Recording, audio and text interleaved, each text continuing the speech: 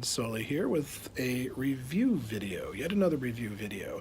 This one is in the series that I've been calling my Grandad series. This is episode 5 in that series, so if you like what you see here, feel free to go back and look at those others. Also, feel free to hit the subscribe button.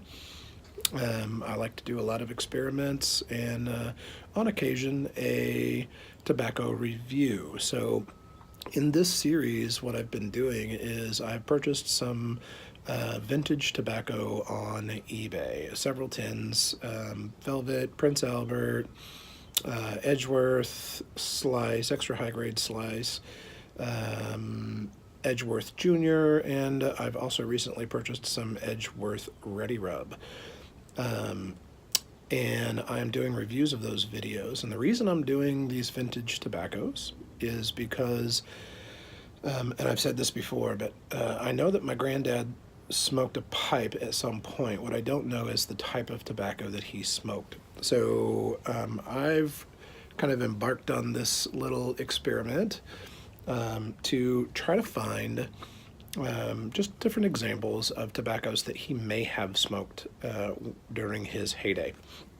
I didn't know my granddad that well, but I figured it was an interesting way to just try to connect with the past. In this version, I'm going to be doing the Edgeworth Sliced, I think it's called Edgeworth Extra High Grade Slice. I purchased this on eBay.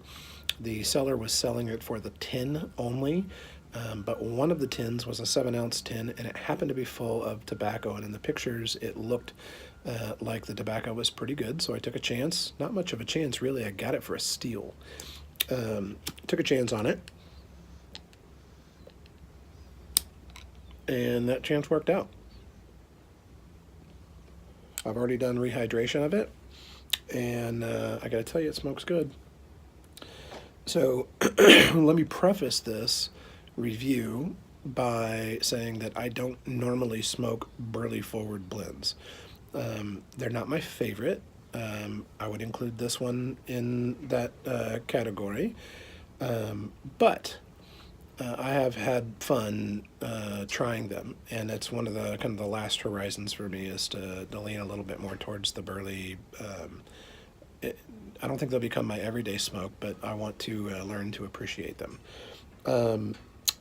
A little background on the pipe that I'm smoking. I also purchased this on eBay. This is a Peterson System pipe.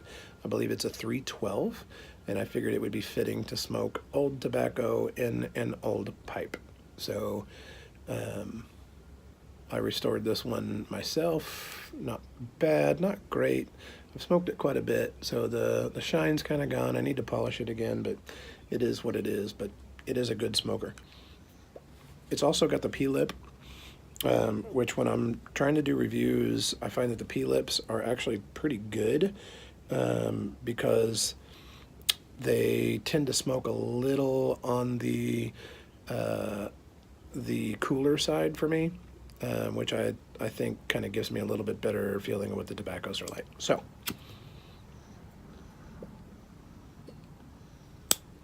as is the case when I do reviews, I break things down into first appearance, then aroma, whether it be bag or jar, and the char light, first half of the bowl, second half of the bowl, and then eventually the conclusion.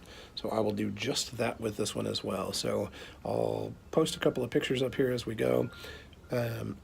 First of all, the appearance. The appearance of this tobacco was, well, it's pressed into about 1/2 inch by 3 inch slices.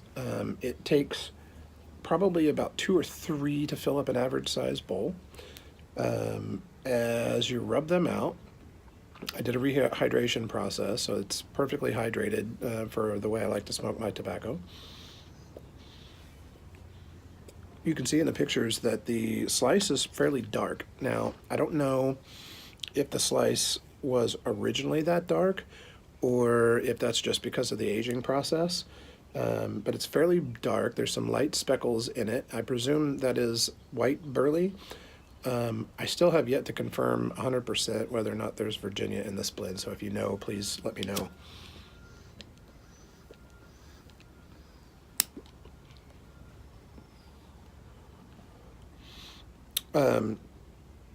It rubs out very nicely, and I'll show you that as well. It rubs out very nicely, almost into like a ready rub state. It's not as fine as the actual ready rub. I actually have some ready rub to compare it to, but it rubs out pretty well. And like I said, the moisture content is perfect. And I think in one of the videos, one of the Grandad videos, I talked about how I was doing the rehydration. So check that out if you have any questions about that process. So the bag Aroma, in this case it's a jar. I actually put it in a jar. There's a slight mustiness. Now I kind of get that same mustiness from all of the vintage tobaccos that I'm smoking, and I don't know if that's just dust accumulation or other particles of things over time that have gotten into the tobacco, but it definitely smells like something old, especially right out of the tin. Now after the rehydration, that smell kind of takes a back seat, but it's still there. I get a little bit of a cinnamon out of the aroma, and it's in my opinion there's two different kinds of cinnamon. One is the candied cinnamon, one is the spice cinnamon, and this one leans more towards the spice cinnamon. It smells like excuse me, it smells like it's cased with something. I don't know what that casing is, but I presume it was cased, and I think that's what I get in the aroma, that cinnamon, and then there's also a molasses. I think probably the molasses is the most forward part of the smell. It actually smells, and there's, as I try to connect my thoughts with what I smell, I keep going back to my grandma used to make cookies, and she used molasses as a sweetener in her cookies. And she also used nutmeg, so I get a little bit of nutmeg in this, and I don't know if that's just because it's my recollection drawing back to the cookies, or if it's actually in here, but I do get a little bit of that, just kind of an old, grandma's making cookies in the kitchen, and you smell all the spices and the sugars and things that she's put into the cookies.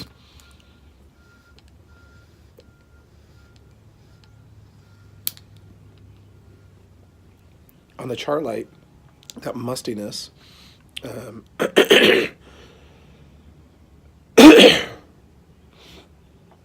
the char light, that mustiness continues, especially in the retrohale.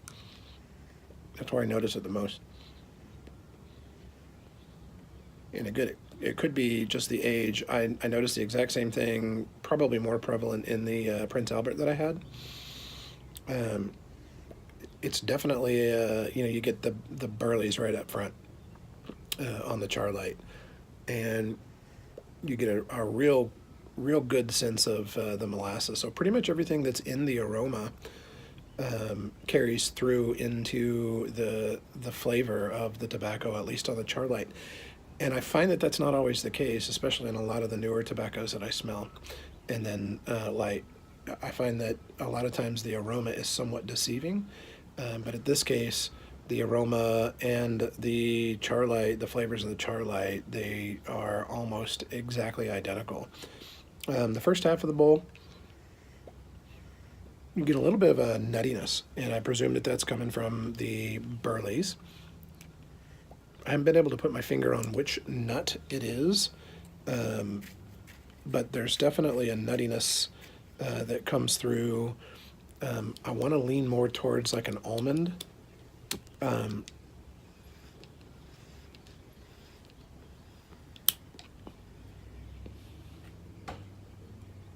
But either way, it's definitely there. The cinnamon that was in the aroma doesn't really carry through to the first half of the bowl. It definitely dies down. It's in the char light, but it definitely dies down, and that molasses flavor really kind of comes to the forefront. The overall flavor in the first half of the bowl is kind of flat, and I don't mean that in a bad way. Now this is a pressed tobacco, so I presume, and you can tell I'm having a hard time keeping this lit, but I presume that because it was pressed, a lot of those flavors that were in there, they kind of meld together. So any of the differences in the leaves, especially over time, have kind of married together really well. So the flavor, while it's flat, it's still pleasurable. It's not overly complex. There's not a lot of different things that are happening, but it's actually a pretty good smell. I don't have any sign of the casing or any chemicals that would potentially come from a casing in a over-the-counter type blend in the first half. So the second half of the bowl, there's a little spiciness that comes out in the second half, and I don't know if that's just because, like I said, it's old tobacco. I don't know if the spiciness is from the tobacco or just from the age. I mean, obviously it's from the tobacco, but it reminds me a little bit of a Perique, but I know there's no Perique in here, so I'm not really sure where that spiciness comes from.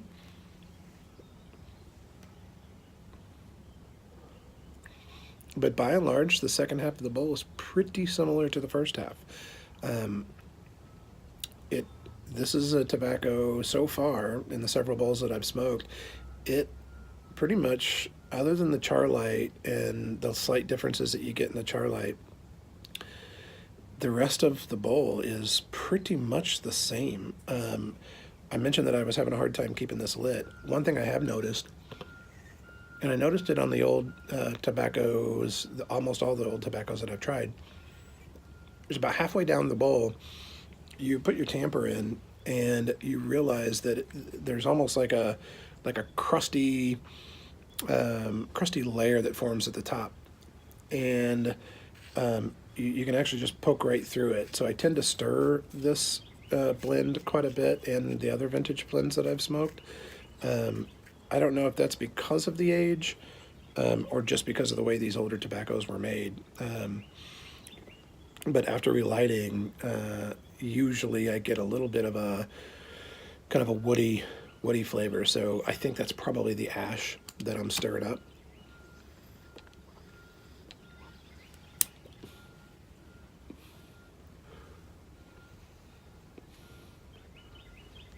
So I just got a big old whiff of the molasses on the retrohale, which, like I said, is pretty consistent all the way through the bowl.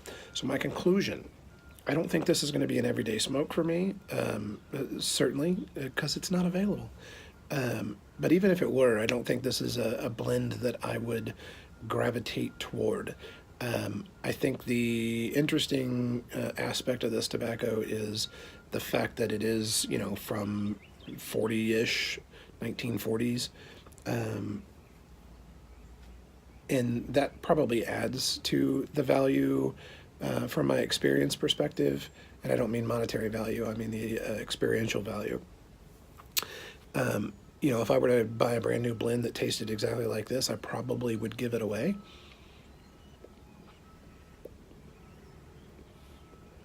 But again, I'm not a burly forward smoker. I just haven't really gotten the taste for it yet. So I can still see myself sipping on this on occasion, but probably not very often. So, like I said, if I had some of this, if I bought this brand new and I didn't know what to do with it, I'd probably give it away to somebody who I know really enjoys it. Which is exactly what I'm going to do. I'm not going to give it all away because, like I said, I wouldn't mind sipping on this on occasion, but I have packaged up a box that I'm going to be sending to Matches 860 and Sergeant Savinelli. And I'm doing that because, I've watched several of their vintage tobacco videos, and I presume that they've got a lot more experience with these types of blends, both in their vintage state and prior to them being discontinued. So every time I watch one of their videos where they get together and they do these vintage tobaccos, I can just see the excitement on their faces. I can see that they are truly enjoying the experience. And so, since I have quite a bit of this, I'm going to send a package to Sergeant Savinelli for their next meetup, so they can give you their own opinion of this same tobacco. I'm also sending them a couple of other things, all on the vintage side, for them to give a chance. So that is the review, or at least my review. Take it for what it's worth. Good news is it's going to be difficult to prove me wrong because it's hard to find, but not impossible. I just watched a video, and I forget who it was, but I just watched a video the other day. Let's see if I can find it so I can give them a shout out.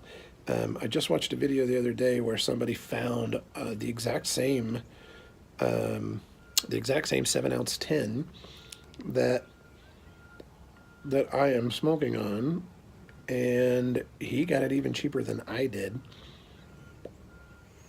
which I was impressed because I was amazed at how cheap I got this.